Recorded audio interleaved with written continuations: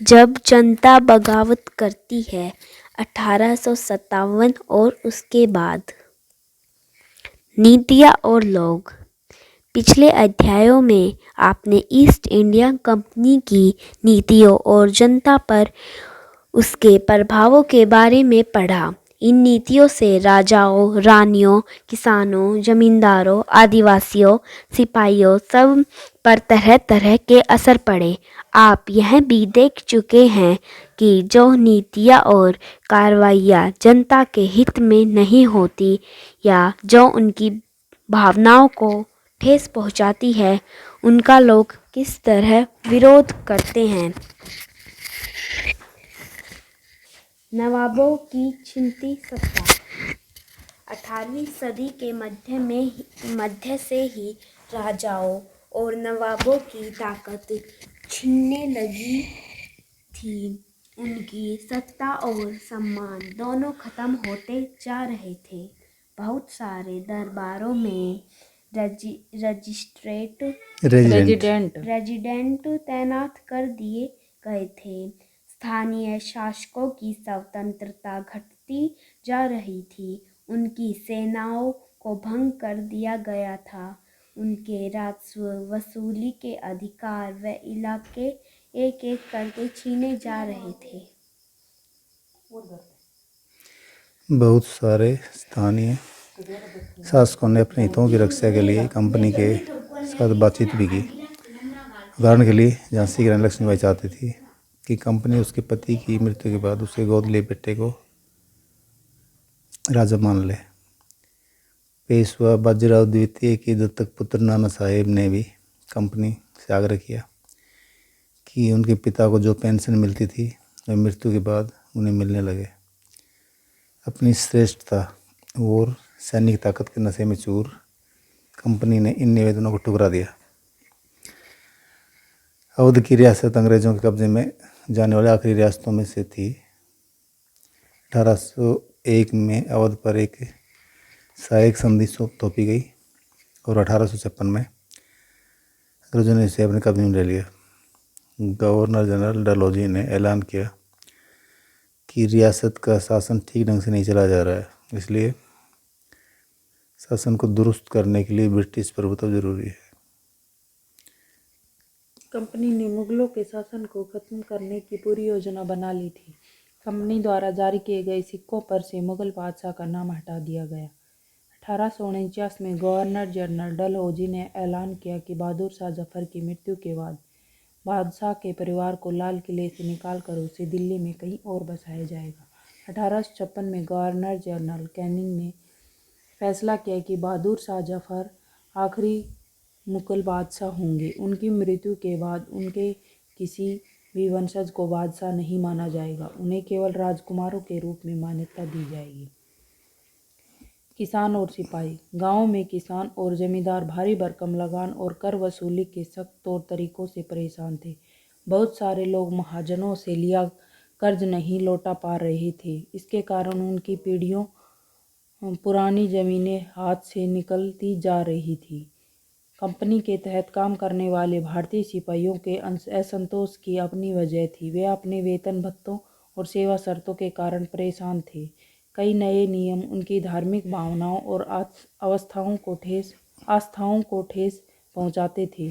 क्या आप जानते हैं कि उस जमाने में बहुत सारे लोग समुद्र पार नहीं जाना चाहते थे। उन्हें लगता था कि समुद्र यात्रा से उनका धर्म और जाति भ्रष्ट हो जाएंगे। जब 1824 में सिपाहियों को कंपनी की ओर से लड़ने के लिए समुद्र के रास्ते बर्मा जाने का आदेश मिला तो उन्होंने इस हुक्म को मानने से इनकार कर दिया। उन्हें ज़मीन के रास्ते से जाने में एतराज़ नहीं था। सरकार का हुक्म न मानने के कारण उन्हें सख्त सज़ा दी गई, क्योंकि यह मुद्दा अभी खत्म नहीं हुआ था। इसलिए 1856 में कंपनी को एक नया कानून बनाना पड़ा। इस कानून में साफ कहा गया कि अगर कोई व्यक्ति कंपनी की सेना में नौकरी करेगा तो ज़रूरत पड़ने पर उसे समुद्र पार भी जाना पड़ सकता है। सिपाही गांव के हालात से परेशान थे। बहुत सारे सिपाही खुद किसान थे। वे अपने परिवार गांव में छोड़कर आए थे, लिहाजा किसानों का गुस्सा जल्दी ही सिपाहियों में फैल गया। सुधारों पर प्रतिक्रिया। अंग्रेजों को लगता था कि भारत समाज को सुधारना जरूरी है। सती प्रथा को रोकने और विधवा विवाह को बढ़ावा देने के लिए कानून बनाए गए। अंग्रेजी भाषा की शिक्षा को जमकर प्रोत्साहन दिया गया। 1830 के बाद कंपनी ने ईसाई मिशनरियों को खुलकर काम करने और यहाँ तक कि जमीन व संपत्ति जुटाने की भी छूट दे दी। 1850 में एक नया कानून बनाया गया जिससे ईसाई धर्म को अपनाना और आसान हो गया। इस कानून में प्रावधान किया गया था कि अगर कोई भारतीय व्यक्ति ईसाई धर्म अपनाता है तो भी पुरखों की संपत्ति पर उसका अधिकार पहले जैसा ही रहेगा। बहुत सारे भारतीयों को यकीन हो गया कि अंग्रेज उनका धर्म, उनके सामाजिक रीति रिवाज और परंपरागत जीवन शैली को नष्ट कर रहे हैं। दूसरी तरफ ऐसे भारतीय भी थे जो मौजूदा सामाजिक व्यवस्था में बदलाव चाहते थे। इन सुधारकों और उनके सुधार आंदोलनों के बारे में आप अध्याय 8 में पढ़ेंगे। जनता की नज़र से उस जमाने के लोग अंग्रेज शासन के बारे में क्या सोच रहे थे, इसका जायजा लेने के लिए आप स्रोत 1 और 2 को पढ़ें। उत्तर भारत के बाजारों में सिपाही खबरें और अफवाहें फैलाते हुए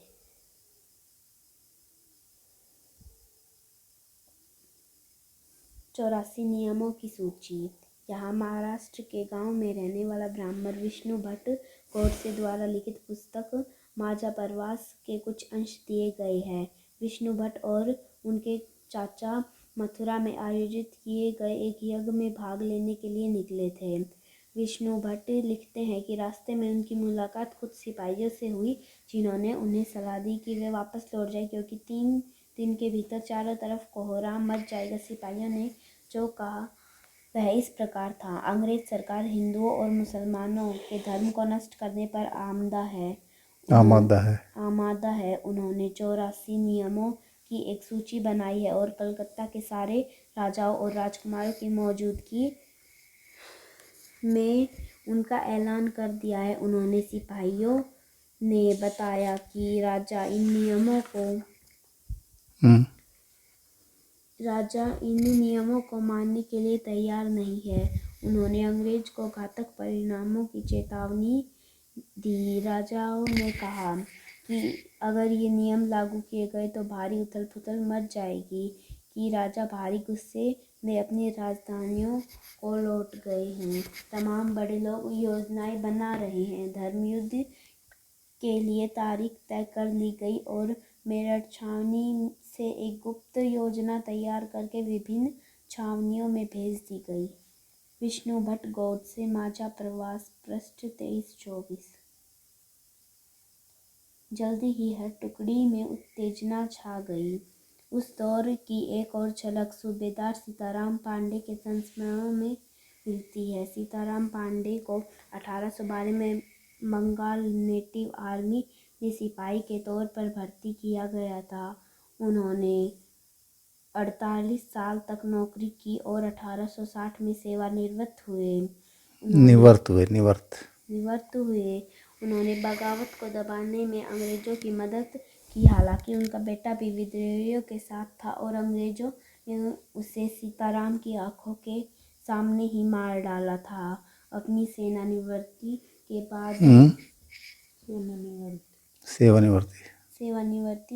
बाद उनके रिटायरमेंट बोलते हैं इसको इंग्लिश में। अफसर नारगेट ने उन्हें अपने संस्मरण लिखने के लिए प्रेरित किया। सीताराम ने 1861 में अवधी भाषा में अपने संस्मरण लिखे जिनका नारगेट ने अंग्रेजी में अनुवाद किया और फॉर्म सिपाही टू सूबेदार, सिपाही से सूबेदार तक के नाम से प्रकाशित करवाया। सीताराम पांडे के संस्मरणों का एक अंश इस प्रकार था। संस्मरणों का मतलब जी पुरानी बातों को याद करना। मेरा मानना है कि अवध पर हुए कब्जे से सिपाहियों के भीतर गहरा अविश्वास भर गया था और वे सरकार के खिलाफ साजिशें रचने लगे थे। अवध के नवाब और दिल्ली बादशाह नुमाइंदों को सेना की नबज जानने के लिए पूरे भारत में भेज दिया गया। उन्होंने सिपाहियों की भावनाओं को और हवा दी। उन्होंने सिपाहियों को बताया कि विदेशियों ने बादशाह के साथ कितना बड़ा धोखा किया है। उन्होंने 1000 झूठ गढ़ डाले और सिपाहियों को अपने मालिकों अंग्रेजों के खिलाफ बगावत करने के लिए उकसाया ताकि दिल्ली में बादशाह को दोबारा गद्दी पर बैठाया जा सके। उनकी दलील थी कि अगर सिपाही मिलकर काम करें और इन सुझावों पर अमल करें तो सेना ऐसा कर सकती है। मेरठ में विद्रोही सिपाही अफसरों पर हमला करते हैं, उनके घरों में घुस जाते हैं और इमारतों में आग लगा चुप। देते हैं। तो बढ़ रहा है।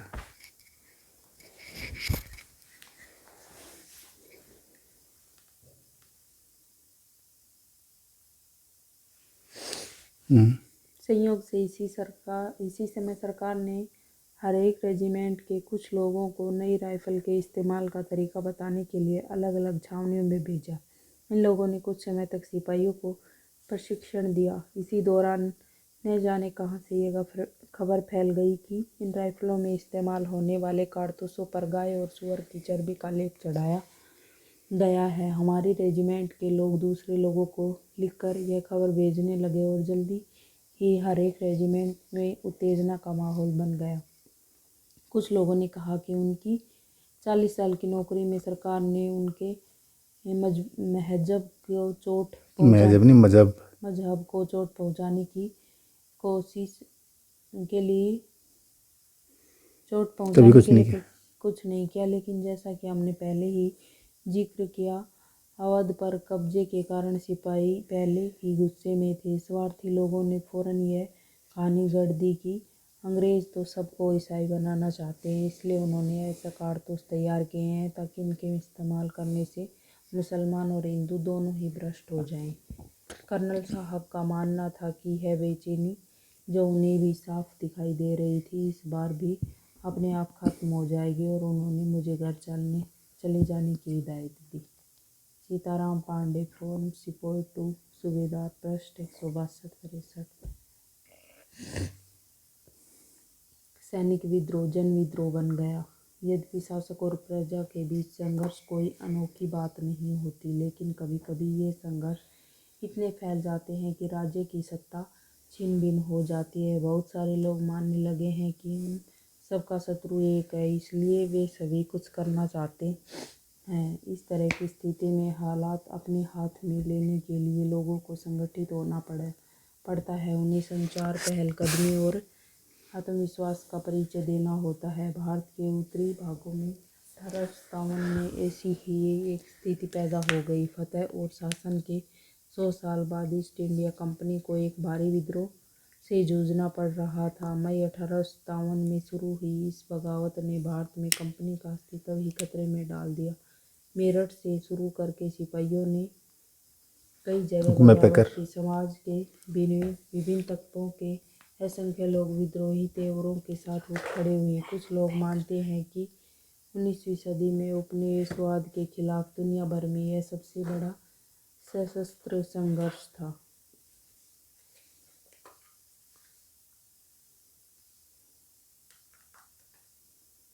मेरठ से दिल्ली तक 29 मार्च को युवा सिपाही मंगल पांडे को बैरकपुर में अपने अफसरों पर हमला करने के आरोप में फांसी पर लटका दिया गया। चंद दिन बाद मेरठ में तैनात कुछ सिपाहियों ने नए कारतूसों के साथ फौजी अभ्यास करने से इनकार कर दिया। सिपाहियों को लगता था कि उन कारतूसों पर गाय और सूअर की चर्बी का लेप चढ़ाया गया था।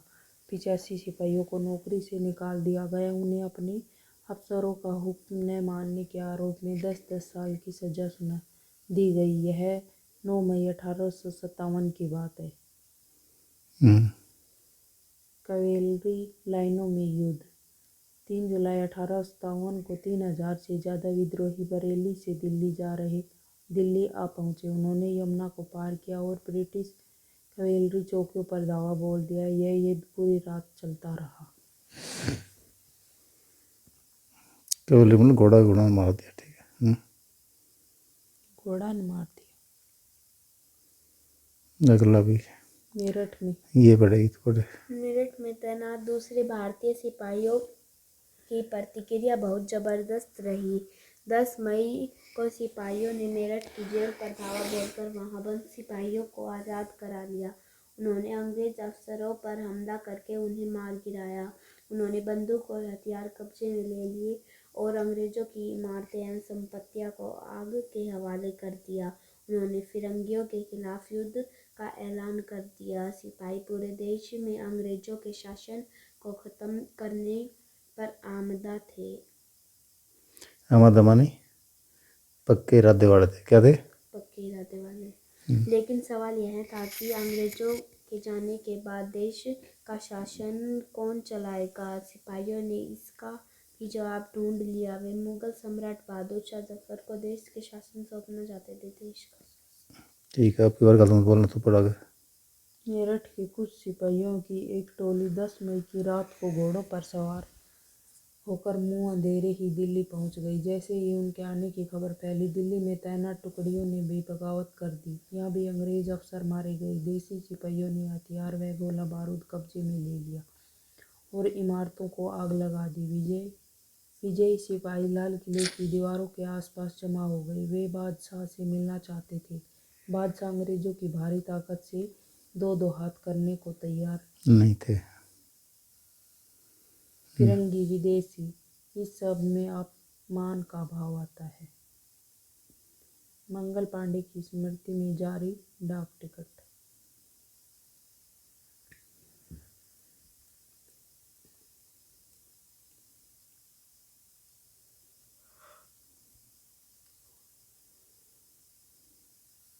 लेकिन सिपाही भी अड़े रहे। आखिरकार वे जबरन महल में घुस गए और उन्होंने बहादुर शाह जफर को अपना नेता घोषित कर दिया। बूढ़े बादशाह को सिपाहियों की यह मांग माननी पड़ी। उन्होंने देश भर के मुखियाओं और शासकों को चिट्ठी लिखकर अंग्रेजों से लड़ने के लिए भारतीय राज्यों का एक संघ बनाने का आह्वान किया। बहादुर शाह के इस एकमात्र कदम के गहरे परिणाम सामने आए। अंग्रेजों से पहले देश के एक बहुत बड़े हिस्से पर मुगल साम्राज्य का ही शासन था। ज़्यादातर छोटे शासक और रजवाड़े मुगल बादशाह के नाम पर अपने इलाकों का शासन चलाते थे। ब्रिटिश शासन के विस्तार से भयभीत ऐसे बहुत सारे शासकों को लगता था कि अगर मुगल बादशाह दोबारा शासन स्थापित कर लें तो मुगल आधिपत्य में दोबारा अपने इलाकों का शासन बेफिक्र होकर चलाने लगेंगे। अंग्रेजों को इन घटनाओं की उम्मीद नहीं थी। उन्हें लगता था कि कारतूसों के मुद्दे पर पैदा हुई उथल पुथल कुछ समय में शांत हो जाएगी। लेकिन जब बहादुर शाह जफर ने बगावत को अपना समर्थन दे दिया तो स्थिति रातों रात बदल गई। अक्सर ऐसा होता है कि जब लोगों को कोई रास्ता दिखाई देने लगता है तो उनका उत्साह और साहस बढ़ जाता है। इससे उन्हें आगे बढ़ने की हिम्मत, उम्मीद और आत्मविश्वास मिलता है। बहादुर शाह जफर, नाना साहेब। जैसे जैसे विद्रोह फैला, छावनियों में अंग्रेज अफसरों को मारा जाने लगा।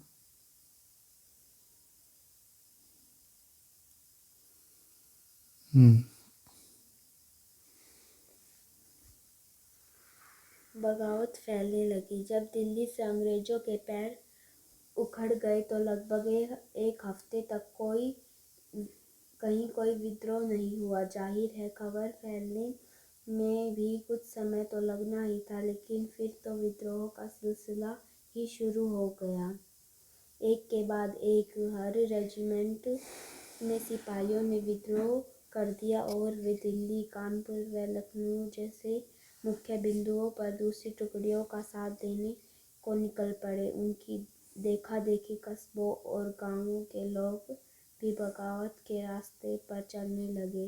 वे स्थानीय नेताओं, जमींदारों और मुखियाओं के पीछे संगठित हो गए। ये लोग अपनी सत्ता स्थापित करने और अंग्रेजों से लोहा लेने को तैयार थे। स्वर्गीय पेशवा बाजीराव के दत्तक पुत्र नाना साहेब कानपुर के पास रहते थे। उन्होंने सेना इकट्ठा की और ब्रिटिश सैनिकों को शहर से खदेड़ दिया। उन्होंने खुद को पेशवा घोषित कर दिया। उन्होंने ऐलान किया कि वह बहादुर शाह जफर के तहत गवर्नर है। लखनऊ की गद्दी से हटा दिए गए नवाब वाजिद अली शाह के बेटे बेरजिस कद्र को नया नवाब घोषित कर दिया गया। ब्रिटिश कद्र ने भी बहादुर शाह जफ़र को अपना बादशाह मान लिया। उनकी मां बेगम हजरत महल ने अंग्रेज़ों के खिलाफ विद्रोह को बढ़ावा देने में बढ़ चढ़कर हिस्सा लिया। झांसी में रानी लक्ष्मीबाई भी विद्रोही सिपाहियों के साथ जा मिली। उन्होंने नाना साहेब के सेनापति तात्या टोपे के साथ मिलकर अंग्रेज़ों को भारी चुनौती दी। मध्य प्रदेश के मांडला क्षेत्र में राजगढ़ की रानी अवंतीबाई लोधी ने 4000 सैनिकों की फौज तैयार की और अंग्रेज़ों के खिलाफ उसका नेतृत्व किया, क्योंकि ब्रिटिश शासन ने उनके राज्य के प्रशासन पर नियंत्रण कर लिया था। विद्रोही टुकड़ियों के सामने अंग्रेज़ों की संख्या बहुत कम थी। बहुत सारे मोर्चों पर उनकी ज़बरदस्त हार हुई। इससे लोगों को यकीन हो गया कि अब अंग्रेज़ों का शासन खत्म हो चुका है। अब लोगों को विद्रोह में कूद पड़ने का गहरा आत्मविश्वास मिल गया था। खास तौर से अवध के इलाके में चौतरफा बगावत की स्थिति थी। 6 अगस्त 1857 को लेफ्टिनेंट कर्नल टाइटलर ने बगावत की अपने अपने कमांडर इन चीफ को टेलीग्राम भेजा, जिसमें उसने अंग्रेज़ों के भय को व्यक्त किया था। हमारे लोग विरोधियों की संख्या और लगातार लड़ाई से थक गए हैं। एक एक गांव हमारे खिलाफ है। जमींदार भी हमारे खिलाफ खड़े हो रहे हैं। इस दौरान बहुत सारे महत्वपूर्ण नेता सामने आए। उदाहरण के लिए फैजाबाद के मौलवी अहमदुल्ला शाह ने भविष्यवाणी कर दी कि अंग्रेज़ों का शासन जल्द ही खत्म हो जाएगा। वह समझ चुके थे कि जनता क्या चाहती है। इसी आधार पर उन्होंने अपने समर्थकों की एक विशाल संख्या जुटा ली। अपने समर्थकों के साथ वे भी अंग्रेज़ों से लड़ने लखनऊ जा पहुँचे। दिल्ली में अंग्रेज़ों का सफाया करने के लिए बहुत सारे गाजी यानी धर्म योद्धा इकट्ठा हो गए। बरेली के सिपाही बख्त खान ने लड़ाकों की एक विशाल टुकड़ी के साथ दिल्ली की ओर कूच कर दिया। इस बगावत में एक मुख्य व्यक्ति साबित हुए। बिहार के एक पुराने जमींदार कुंवर सिंह ने भी विद्रोही सिपाहियों का साथ दिया और महीनों तक अंग्रेज़ों से लड़ाई लड़ी। तमाम इलाकों के नेता और लड़ाके इस युद्ध में हिस्सा ले रहे थे। रानी लक्ष्मीबाई, वीर कुंवर सिंह। कुंवर सिंह कौन था? एक मिनट। कुंवर सिंह बिहार का नेता था। कौन था?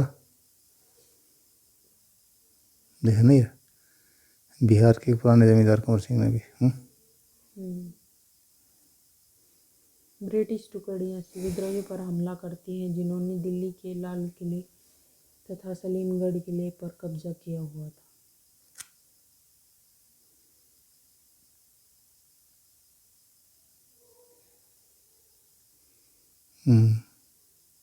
विद्रोही सिपाही मेरठ से दिल्ली की तरफ कूच करते हैं। शुरू में अंग्रेजी सेनाओं को दिल्ली की भारी किलेबंदी को तोड़ने में मुश्किल हुई। 3 सितंबर 1857 को अंग्रेजी सेनाओं को और ज़्यादा हथियार, गोले आदि पहुंचाए गए। ये गाड़ियों पर लदे हुए थे, जिन्हें हाथी खींच रहे थे, और इनकी कतार 7 मील लंबी थी। वो कितने थे? कितने सोचो, कितने हथियार घोड़े थे उसमें? 7 मील लंबी कतार थी हाथी की। देखो ये रहा है, एक के पीछे एक से तो भी 7 मील लंबे हो जाता रहता ना। सोचो है। कंपनी का पलटवार फटाफट। इस उथल पुथल के बावजूद अंग्रेजों ने हिम्मत नहीं छोड़ी। कंपनी ने अपनी पूरी ताकत लगाकर विद्रोह को कुचलने का फैसला लिया। उन्होंने इंग्लैंड से और फौजी मंगवाए। विद्रोहियों को जल्दी सजा देने के लिए नए कानून बनाए और विद्रोह के मुख्य केंद्रों पर दावा बोल दिया। सितंबर 1857 में दिल्ली दोबारा विद्रोह के अंग्रेजों के कब्जे में आ गई। अंतिम मुगल बादशाह बहादुर शाह जफर पर मुकदमा चलाया गया और उन्हें आजीवन कारावास की सजा दी गई। उनके बेटों को उनकी आंखों के सामने गोली मार दी गई। बहादुर शाह और उनकी पत्नी बेगम जीनत महल को अक्टूबर 1858 में रंगून जेल भेज दिया गया। इसी जेल में नवंबर 1862 में बहादुर शाह जफर ने अंतिम सांस ली। दिल्ली पर अंग्रेज़ों का कब्जा हो जाने का यह मतलब नहीं था कि विद्रोह खत्म हो चुका था। इसके बाद भी लोग अंग्रेजों से टक्कर लेते रहे। व्यापक बगावत की विशाल ताकत को कुचलने के लिए अंग्रेजों को अगले 2 साल तक लड़ाई लड़नी पड़ी। मार्च 1858 में लखनऊ अंग्रेजों के कब्जे में चला गया। जून 1858 में रानी लक्ष्मीबाई की शिकस्त हुई और उन्हें मार दिया गया। दुर्भाग्यवश ऐसा ये रानी अवंतीबाई की लोधी साथ हुआ।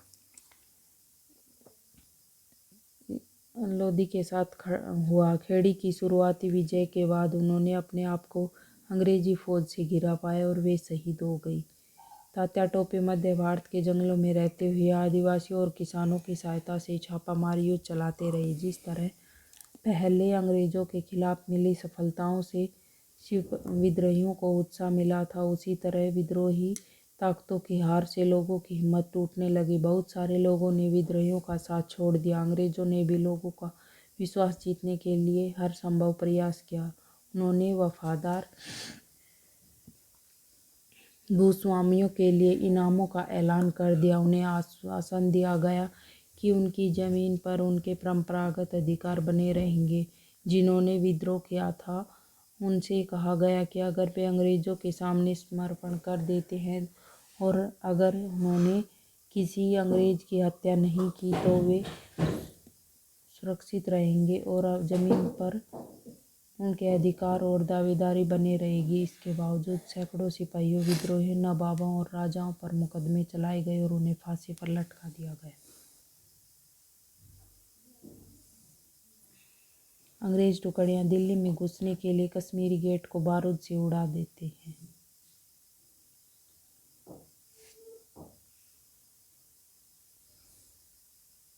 अंग्रेज टुकड़ियां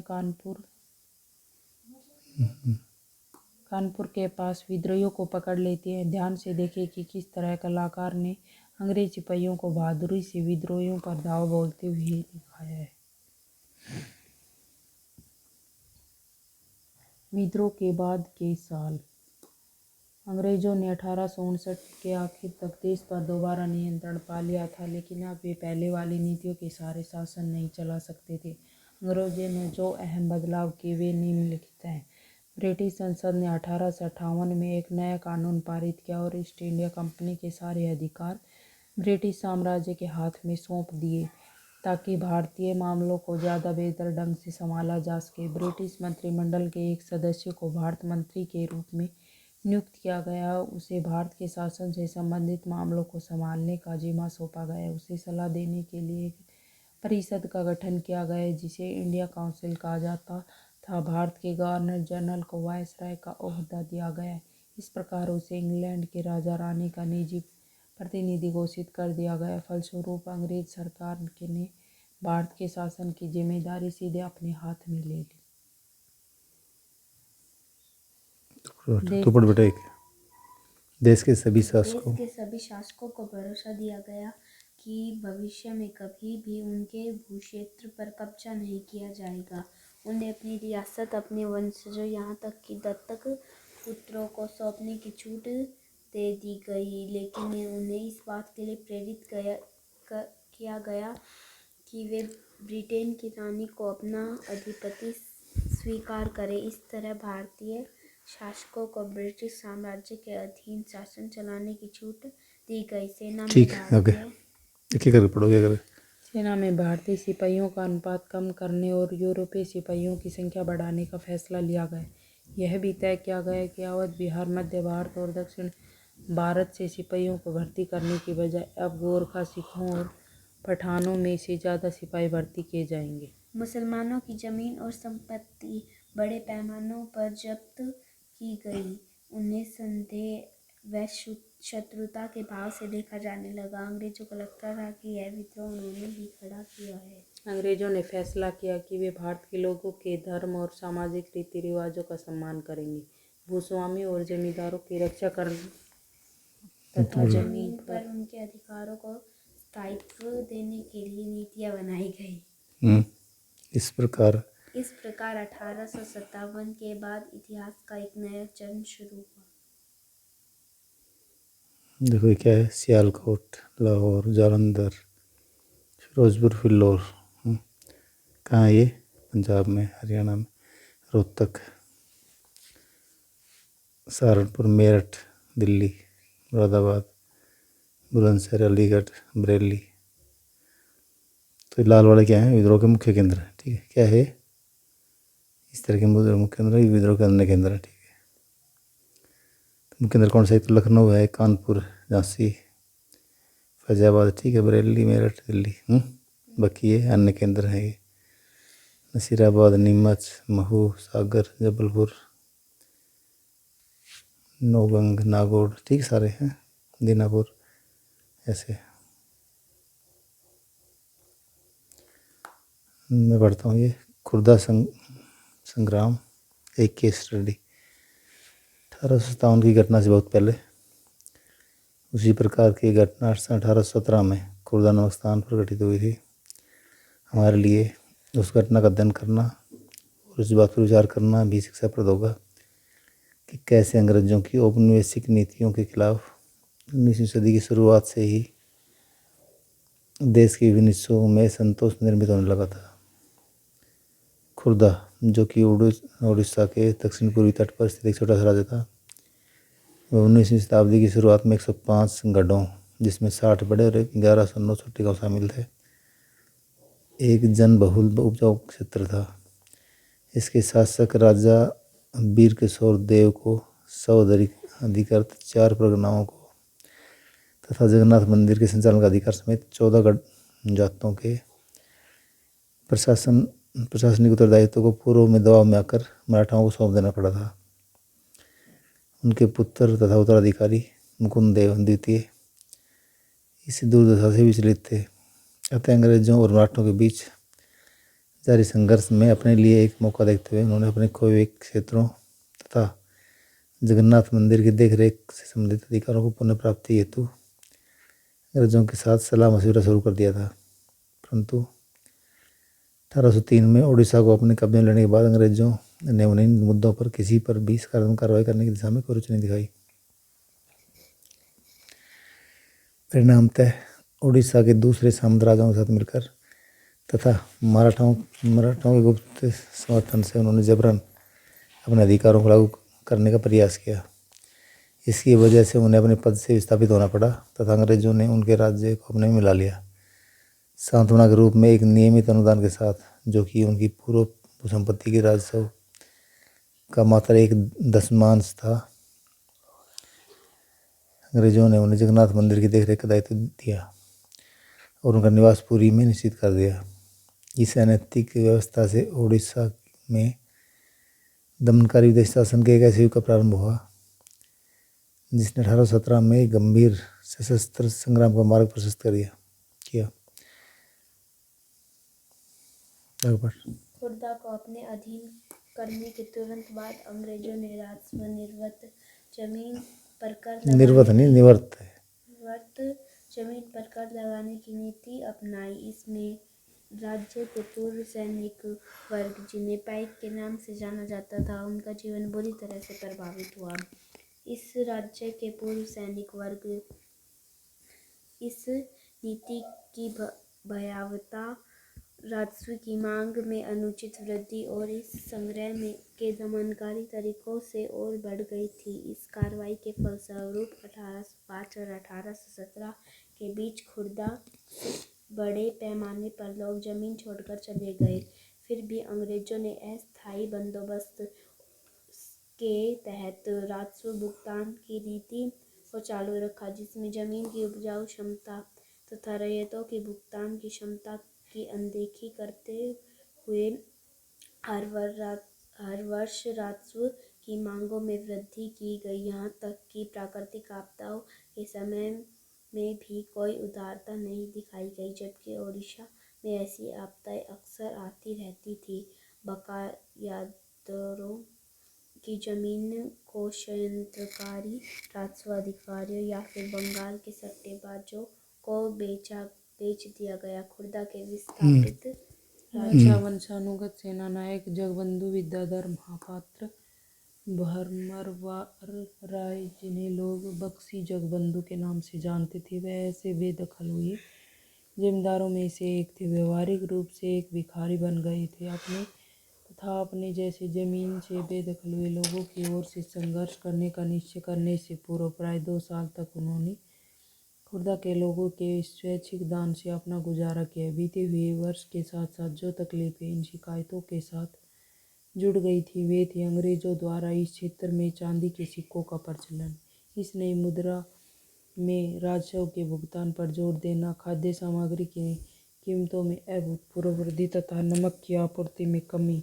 जो कि कंपनी के एकाधिकार नीति के चलते लगभग दुर्लभ हो गया था, जिसके कारण ओडिशा के पारंपरिक रूप से नमक बनाने वाले इस काम से वंचित हो गए थे। स्थानीय जमींदारियों की कलकत्ता में नीलामी, जिसके कारण ओडिशा में बंगाल के अनुपस्थित जमींदारों का आगमन हुआ। इसके अतिरिक्त असंवेदनशील तथा भ्रष्ट पुलिस प्रशासनिक व्यवस्था में बंगाल के ने भी स्थिति को और दुष्कर बना दिया, जिसके चलते होने वाले सशस्त्र संग्राम ने और भयावह आकार धारण कर लिया। 29 मार्च नहीं ये आगे तो बढ़ेगा।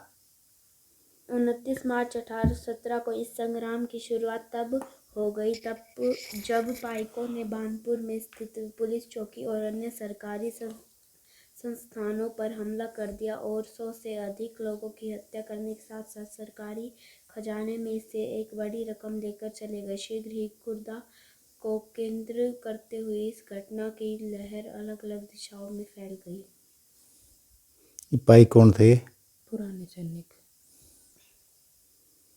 हम्म, उत्साह से भरपूर जमींदार और रैयत पाइकों के साथ मिल गए। जो उनके साथ नहीं मिले उन्हें प्रताड़ित किया गया। एक कर मत दो अभियान भी शुरू किया गया। अंग्रेजों ने पाइकों को उनके जमा हुए स्थान से हटाने की कोशिश की, परंतु असफल रहे।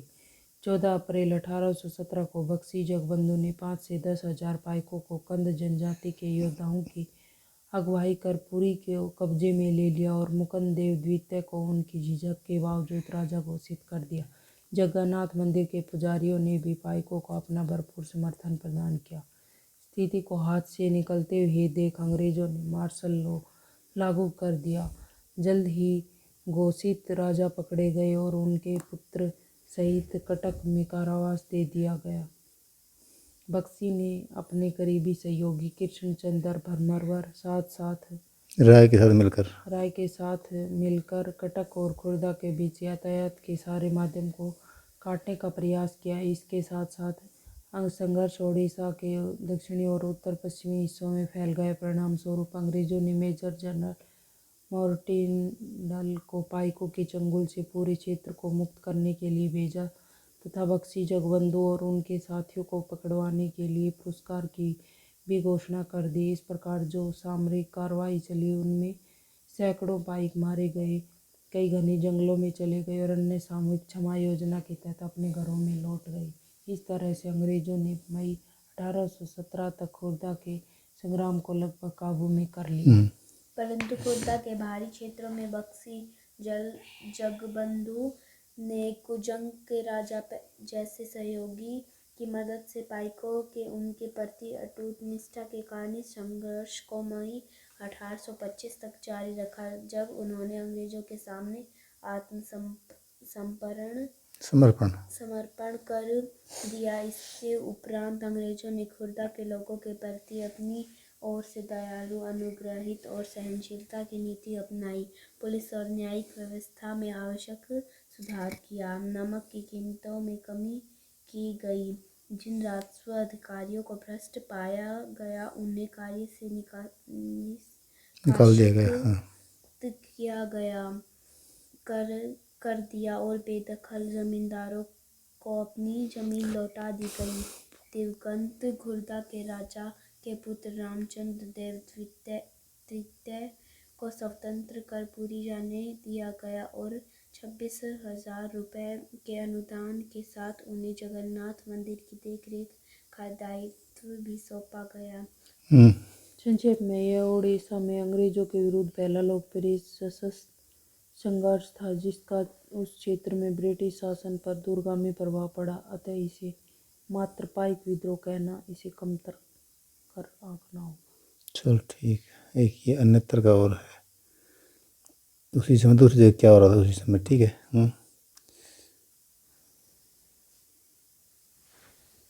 चल, ये चीन में देखो क्या हो रहा था उस समय। परम शांति के एक स्वर्गीय साम्राज्य की खातिर जब 1857 में भारत में विद्रोह का फैला, उसी समय चीन के दक्षिणी भागों में भी एक विशाल जन विद्रोह पैदा हो रहा था। यह विद्रोह 1850 में शुरू हुआ और 1860 के मध्य में जाकर खत्म हुआ। होंग जिकुआंग के नेतृत्व में हजारों मेहनतकश गरीब लोगों ने परम शांति के स्वर्गीय का साम्राज्य की स्थापना के लिए लड़ाई लड़ी। इस विद्रोह को ताइपिंग विद्रोह के नाम से जाना जाता है।